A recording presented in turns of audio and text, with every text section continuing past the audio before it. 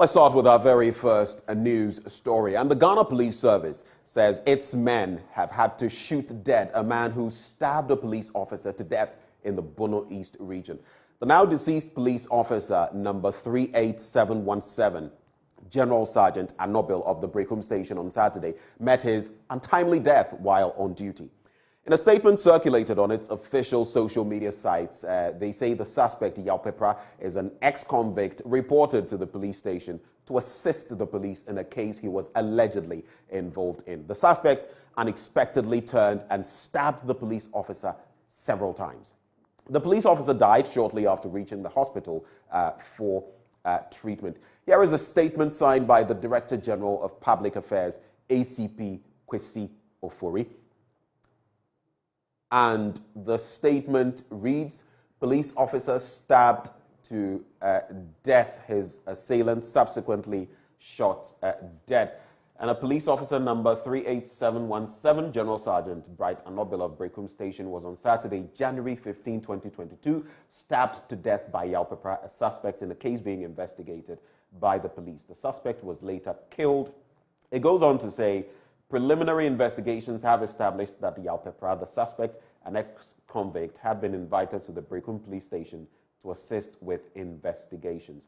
Now, on arrival at the vicinity of the police station, the suspect unexpectedly turned on the police sergeant and stabbed him severely on the neck and other parts of the body and escaped. The officer was rushed to the Holy Family Hospital for treatment but died shortly after admission. A special manhunt exercise was initiated. It says, in addition, a delegation from the police headquarters led by COP Christian Tete Yonu, Director General Administration, are visiting the region to commiserate with family. We thank the general public for the support and words of encouragement to the police and our personnel during these difficult times. And it's signed by ACP Kwesi Ofori, Director General, Public Affairs. And that is the statement from the Ghana Police Service. Meanwhile, police in the Ashanti region have mounted a search for two gunmen suspected to have snatched a red Toyota Corolla vehicle at Santase in Kumasi with a baby inside the car. This comes after police retrieved the vehicle, which was abandoned at Dakujum, a few meters from where the vehicle was snatched after a chase by the police patrol team. Now, police found the baby safe inside and has since reunited the child with the mother. Ashanti Regional Police PRO Godwin Ahianyo explains. Sunday, 16 January 2022, police had information that a red Toyota Corolla with a child on board has been snatched from its owner at Santase at a church called Good Hope Chapel by some two unidentified gunmen. The police, upon receipt of the information, swiftly set out all patrol vehicles and motorbikes within the metropolis in search of the vehicle and its occupant, that's the suspect. Sensing danger on the approach of a police vehicle and a taxi cab, the suspect abandoned the vehicle around Dakujum and fled into a nearby bush. As we speak, the vehicle has since been driven to the regional police headquarters and the child reunited with the mother. Meanwhile, the police patrol vehicles are pursuing the suspect and all other operational units have been activated to assist in that regard. I would like to use this opportunity or this platform to reassure the general public of the command's resolve to ensuring that the metropolis is safe as well as the region. We would also like to appeal to the general public to give information, any credible information that will lead to the activities of criminals within the metropolis and the region at large, to be able to clamp down on these suspected criminals. Thank you.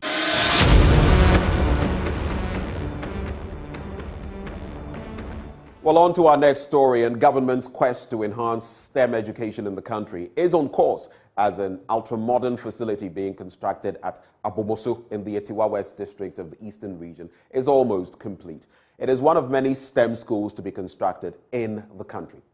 A Deputy Minister of Education, John Ntim Fojo, who toured the site, indicated pupils would be equipped to be inventors and innovators to facilitate growth in the country. The facility is one of the 10 science, technology, engineering and mathematics, that is STEM schools, that government through the Ministry of Education is constructing. This ultra-modern facility, according to the consultant, will provide comfort and also boost interest of students who will be studying STEM courses. The science-focused school being built at Abomoso in the Itiwa West district of the Eastern region has 2 V blocks comprising a 24-unit and 29-unit classrooms. A Deputy Minister of Education, John Intim-Fojo, has been given some more details. Within these blocks, we have 12 units that are dedicated to be laboratories. We are going to have ICT laboratories, we are going to have science laboratories, chemistry lab, physics lab, biology lab. We're going to have robotic lab as well. And so, apart from the classroom block and the laboratories, we do have dormitories. 2 dormitories, 1 for girls, 1 for boys, with good capacity, with ultra-modern facilities, with good washrooms. At the same time, we have an assembly hall that can take not less than 2,000 students. We have a dining hall, a similar capacity.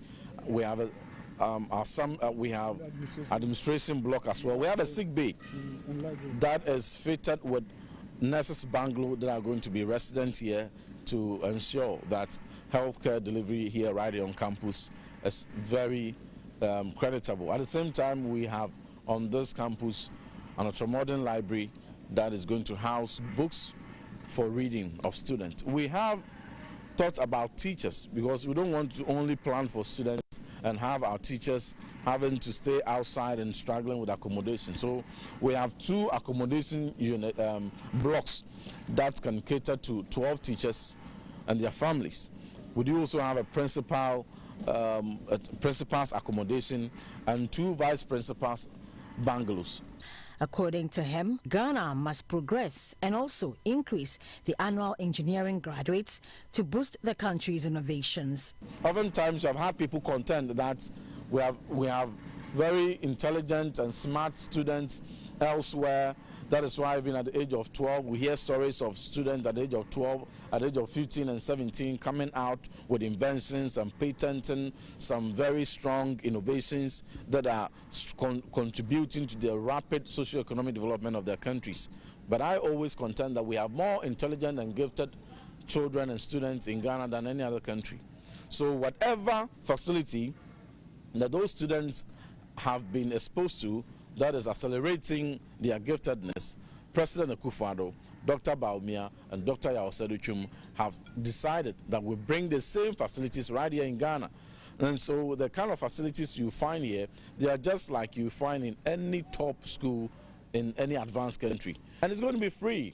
So these are schools that are going to have higher quality than even some private schools. People, pay dollars and what have you, huge sums of money to access in many other countries, even in this country. This is going to outcompete those schools, and it's going to be free. The Deputy Minister added, these schools will be staffed with quality teachers as well.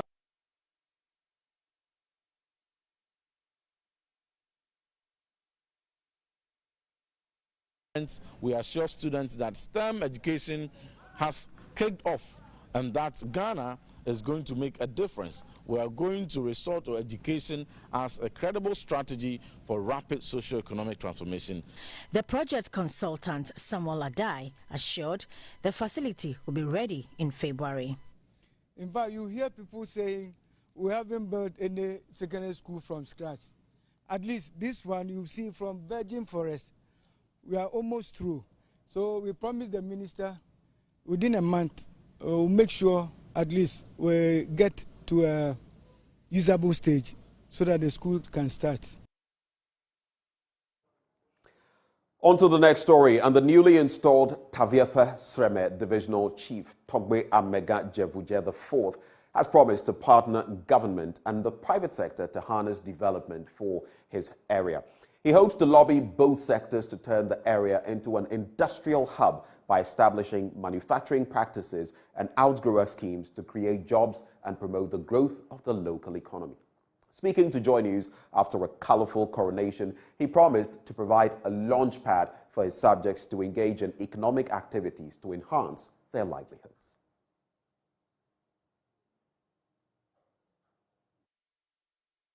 Taviefe is a peri-urban community in the home municipality of the Volta region where most residents engage in farming.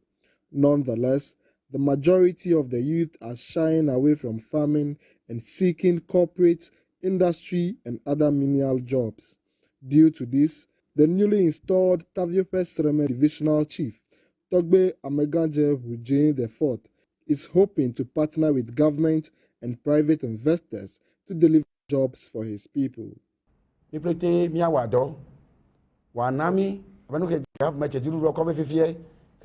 Popular. One district, one factory. I will work with the government to situate a factory here under the one district, one factory policy. This would create jobs for the youth and graduates.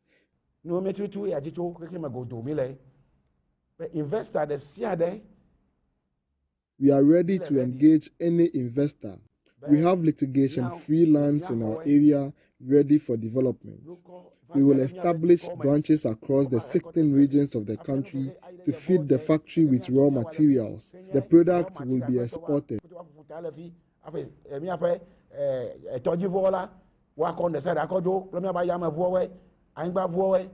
While at it, he believes that human capacity building is another factor to consider which would contribute to develop the community. University. The government knows we need a university here because our population has been increasing. We also need bigger hospitals and police stations in other parts of the community. For instance, the Taviefe New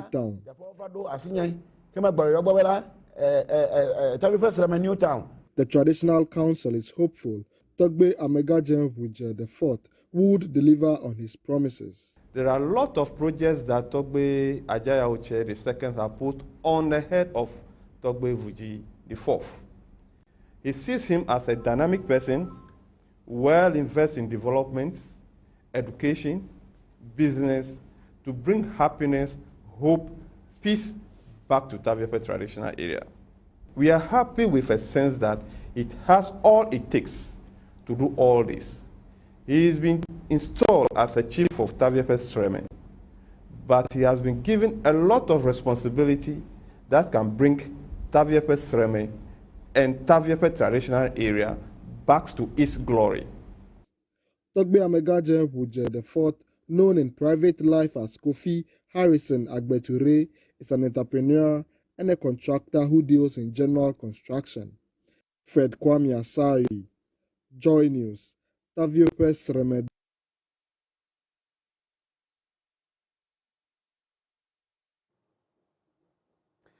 Well, back here in Accra, more than 40 people have been summoned to appear before the Ablekuma North Municipal Assembly for failing to clean their immediate environment. This exercise is the pilot program of Operation Clean Your Frontage launched by the President Akufo-Addo. The Municipal Chief Executive of the Ablekuma North Assembly, Kofi Ofori, led a team of sanitation officers and a task force to inspect the municipality. Michael Ashali was with the team and has filed this report. Some shop owners in Dakuman arguing with officials of the Ablekuma North Assembly. One of them, George Iwa, insists he cannot be issued a summons for not cleaning the streets because that's not his job. We need to educate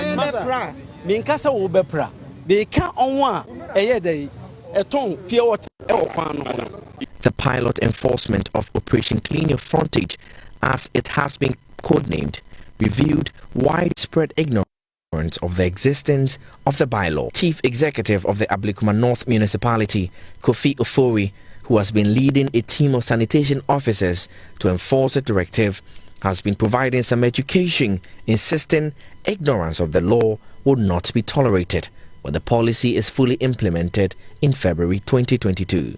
If he says that, when they come to the assembly, they will understand. They will be cautioned. Those who are supposed to be cautioned will be cautioned. And we won't leave it like this. We've given them, that's why we gave them about a week to clear the place. Those who will be free are those who, when we come back within the week and they have cleared and they have doing what we have asked them to do. They are complying with the rules. But those who will not, we send those ones to court. He will, however, not allow them to continue with their errant ways. The exercise was conducted in 3 separate areas. Dakuman, Odoko, New Frontage will continue till it's officially rolled out in February. Michael Ashali's report for JoyNews. You have to keep the gutter clean and your environment. Look at it. Well, that's how we wrap the AM news this morning. But coming up, we have the news review. We're hosting Professor Ransford Jampo, political science lecturer at the University of Ghana. Stay with us. We'll be right back.